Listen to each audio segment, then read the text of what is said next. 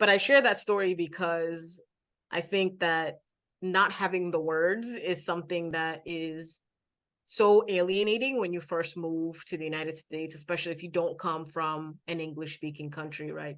Coming from a francophone country. And, while the school had English as a second language and those types of things, for our young immigrant kids that come to this country, or even for older immigrants, obviously it's so good to be aware and sensitive to how lonely and alienating that feeling is.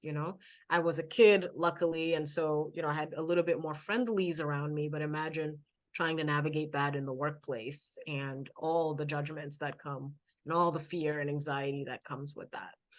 So some difficulty, but there was also some really fun things about moving here in the United States too.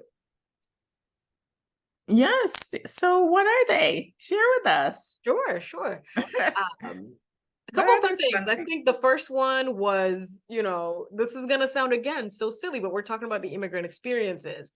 I'm going to share a very silly one. Buffets were unheard of to me. I said, wait a minute, they have these places where you can just pay one price and eat as much food as you want to eat. Like, this is crazy. This would never work in West Africa. You'd never get people to leave. um, so buffets were like pretty wild to me.